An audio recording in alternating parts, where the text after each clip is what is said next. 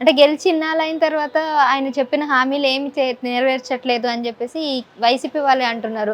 మా మీద అంత బురద జల్లే ప్రయత్నం చేశారు. ఏదో ఒక్క కంపెనీ రాలేదు. ఒక్క హామీ 6 గ్యారంటీలు అన్నారు. ఒక్క గ్యారంటీ కూడా సరిగ్గా ఎవరన్నాడు ఈ మాట? ఇవ్వలేదని. జగన్ రెడ్డియా? జగన్ రెడ్డికి సిగ్గు శరం లజ్జామానవతలు. ఒక మనిషి ఎందుకు పుట్టాడో కూడా తెలియదు జగన్మోహన్ రెడ్డి. 5 సంవత్సరాలు అధికారంలో ఉన్నాడు. ఒక్క రూపాయి పెట్టుబడి తీసుకురాలా, రూపాయి అభివృద్ధి చేయాల, ఒక ఉద్యోగం ఇవ్వాల, ఒక ప్రాజెక్టు పూర్తి చేయాల, ఏమీ చేయకపోగా కొత్త ప్రభుత్వం వచ్చి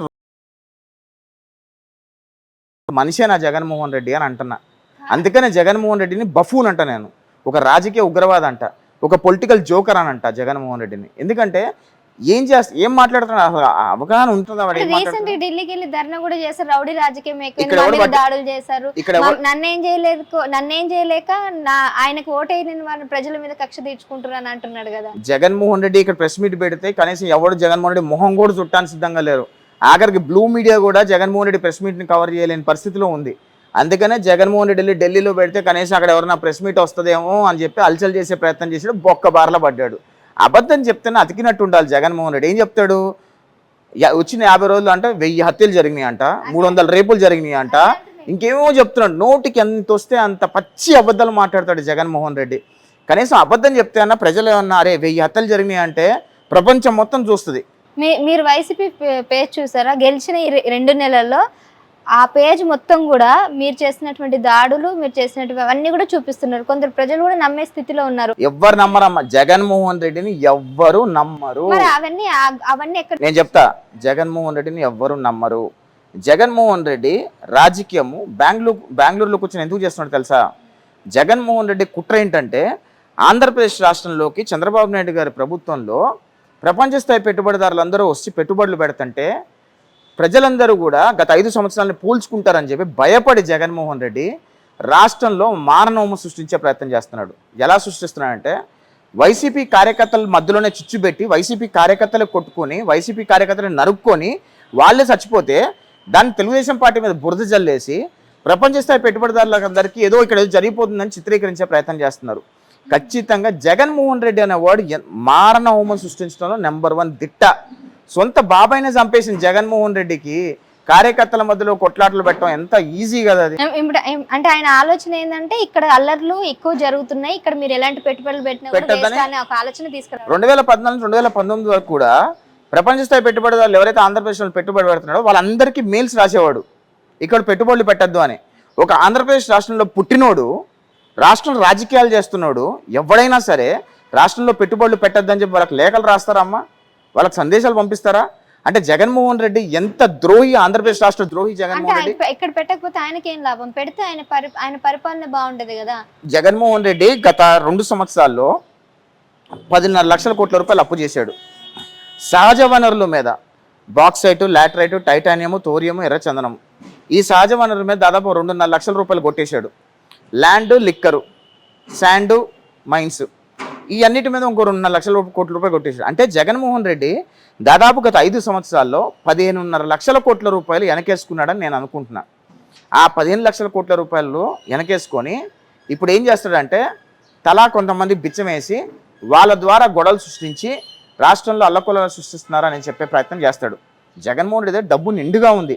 అందుకనే రేపు వచ్చే ఎలక్షన్లో 2029 ఎలక్షన్లో కూడా ఈయన దోచుకున్న డబ్బుల నుంచి 1 లక్ష కోట్ల రూపాయలు తీసి కాంగ్రెస్కి ఇస్తాడు. 15 లక్షల కోట్ల రూపాయలు దొబ్బేసిన జగన్మోహన్ రెడ్డి 1 లక్ష కోట్ల రూపాయలు ఖర్చు పెట్టి మిగతా 14 లక్షల కోట్ల రూపాయలు ఎగరేసుకొని దొబ్బేస్తాడు రాష్ట్రం నుంచి. అది జగన్మోహన్ రెడ్డి క్యారెక్టర్. జగన్మోహన్ రెడ్డిని తక్కువ అంచనా వేయద్దు. జగన్మోహన్ రెడ్డి మీద ఉన్న కేసులు త్వరితగతిన దర్యాప్తు చేసి త్వరితగతిన కోర్టులో డైరెక్షన్ తీసుకొచ్చి ఆయన కేసులు ప్రూవ్ చేస్తే తప్పితే రాష్ట్రం బాగుపడదు. జగన్మోహన్ రెడ్డి నోరు తెరిచి మాట్లాడితే ఆంధ్రప్రదేశ్ రాష్ట్రం సర్వనాశనమే. జగన్మోహన్ రెడ్డి నోరు తెరిచి మాట్లాడితే ఆంధ్రప్రదేశ్ రాష్ట్రం బ్యాడ్ నేమే.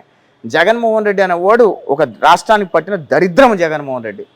అసలు జగన్మోహన్ రెడ్డి మనిషితో పోల్చొద్దమ్మా జగన్మోహన్ రెడ్డిని. ఒక రాజకీయ నాయకుడు ఎలా ఉండకూడదు అంటానికి జగన్మోహన్ రెడ్డి పర్ఫెక్ట్ ఎగ్జాంపుల్. అంటే ఇప్పుడు ఆయన ఏం చెప్తున్నాడంటే గడిచిన ఈ 2 నెలల్లో సరే మీరు అన్నట్టు పెట్టుబడులు, అల్లకూలలు అవన్నీ పక్కన పెట్టు, హామీల విషయం గురించి వాలంటీర్లకి ఉద్యోగాలు తీసేశారని ఒక వార్త వస్తుంది. 2 ఇస్తామని చెప్పారు, వాళ్ళకి ఉద్యోగాలు తీసేశారని ఒక వార్త వస్తుంది. కొంతమందికి కొన్ని సంక్షేమ పథకాలు 6 గ్యారెంటీలు అవి సరిగ్గా ఇవ్వలేదని చెప్తున్నారు. కొన్ని రాష్ట్రాల వరకే పరిమితం చేశారు, ఓన్లీ పింఛన్ల వరకు అక్కడికి వెళ్ళి పనిచేశారు తప్ప మిగిలిన వాటి గురించి ఆలోచించట్లేదు. సో ఒక్కొక్కటి దాని మీద పాయింట్అవుట్ చేసుకుంటూ మాట్లాడుతున్నారు. ఒక్కటి నేను చెప్తానమ్మా, వైసీపీ వాళ్ళు ఏదో బట్టగాల్సి మొహం మీద వేయటం కాదు, ఈ పెన్షన్ లబ్ధిదారుడికి ఇది రాలేదు అని చెప్పండి. ఒకవేళ నిజంగా రాకపోతే రెక్టిఫై చేస్తాం. జగన్మోహన్ రెడ్డి రాజకీయం ఎలా ఉంటుందంటే, ఇప్పుడు వాలంటీర్ల పరిస్థితి నేను చెప్తానమ్మా, జగన్మోహన్ రెడ్డి రాజకీయం ఎలా ఉంటుందంటే బట్టగాల్సి మొహం మీద వేసి నువ్వు తుడుచుకో అంటాడు జగన్మోహన్ రెడ్డి. సో రాష్ట్ర ప్రజలందరికీ ఒక క్లారిటీ ఉంది, జగన్మోహన్ రెడ్డి చెప్పే మాటలు ఎవరు నమ్మడానికి సిద్ధంగా లేరు తల్లి, అది మాత్రం వాస్తవంగా చెప్తున్నా. వాలంటీర్ల సంగతి ఏం చేశారు, వాలంటీర్లకు ఏ రకంగా చెప్పారు, అన్ని రకాలు ఏదైతే చెప్పారో చంద్రబాబు నాయుడు అదే చేస్తున్నారు. వీళ్ళు ఏదైతే చెప్పంది ఉందో దాన్ని పట్టుకొని నానా యాగి చేసే ప్రయత్నం చేస్తున్నాడు. సిపిఎస్ రద్దు చేస్తున్నాడు, సిగ్గులేని జగన్మోహన్ రెడ్డి చేశాడు ఆ సిపిఎస్ రద్దు. రాష్ట్రాన్ని ప్రత్యేక హోదా తీసుకొస్తున్నాడు, సిగ్గు లేకుండా ఇంకా దాని గురించి మాట్లాడుతున్నాడు. ప్రత్యేక హోదా తీసుకొచ్చాడా? 5 సంవత్సరాలు 22 మంది 22 మంది ఎమ్మెల్యేలు ఎంపీలు, 22 మంది ఎంపీలు, 151 మంది ఎమ్మెల్యేలు, 12 మంది రాజ్యసభ సభ్యులు ఉండి పెట్టుకొని కూడా మోడీ దగ్గర సాగిలబడి కాళ్ళు పట్టుకొని ఆయన కేసులు మాఫీ చేయించుకోవడం కోసం రాష్ట్రంలో ఉన్న ప్రత్యేక హోదా తాకట్టు పెట్టి, రాష్ట్ర రైల్వే జోన్ తాకట్టు పెట్టి, రాష్ట్రం రావాల్సిన నిధులని తాకట్టు పెట్టి రాష్ట్రాన్ని సర్వనాశనం చేసి సిగ్గు లేకుండా ఇప్పుడు వచ్చి మళ్ళీ జగన్మోహన్ రెడ్డి ప్రజల్లో మాట్లాడుతుంటే ప్రజలు చెప్పు తీసుకుని కొడతారు ఈసారి. ఏదో ఇంకా సిగ్గు లేకుండా నాకు 900 మంది సెక్యూరిటీ కావాలి అని ఎందుకు అడుగుతున్నారు అనుకున్నాడు. జగన్మోహన్ రెడ్డిని ప్రజల్లోకి వెళ్తే ప్రజలు చెప్పు తీసుకుని కొడతారని భయపడే జగన్మోహన్ రెడ్డి సెక్యూరిటీ కావాలని కోరుకుంటున్నాడు. నిజంగా జగన్మోహన్ రెడ్డి తోపు తురుముగా నేను అంత అద్భుతంగా పరిపాలించానని అనుకుంటే కనుక ప్రజల్లోకి సాదాసీదాగా రమ్మని చెప్పండి. ప్రతిపక్ష హోదా ఇస్తేనే అసెంబ్లీకి వస్తానని మొండికేస్తాను. అందుకని నా సిగ్గులేని జగన్మోహన్ రెడ్డి అని చెప్పి, మనిషి అన్నాక కొద్దిన సిగ్గు ఉండాలి. జగన్మోహన్ రెడ్డి సిగ్గు అనేదే లేదు అసలు ఇంత కూడా.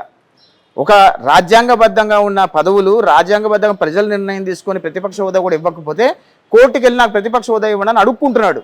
ఏమనాలి జగన్మోహన్ రెడ్డిని నాకు అర్థం కాల.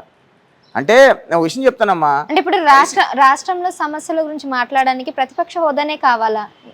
జగన్మోహన్ రెడ్డి అదే అంటాడు. నేను ఇందాక ఫస్ట్లో అదే చెప్పా, ఒక ఎమ్మెల్యేగా గెలిపించి ప్రజల సమస్య అసెంబ్లీలో మాట్లాడరా బాబు అంటే నాకు రెస్పెక్ట్ కావాలి, నాకు ప్రతిపక్ష హోదా కావాలని అడుగుకుంటున్నాడు. రేపు మాపో కోర్టులో పిటిషన్ వేస్తాడు, నాకు ముఖ్యమంత్రి హోదా కావాలి, ముఖ్యమంత్రి హోదా కూడా ఇవ్వండి అని చెప్పి పిటిషన్ వేస్తాడు జగన్మోహన్ రెడ్డి.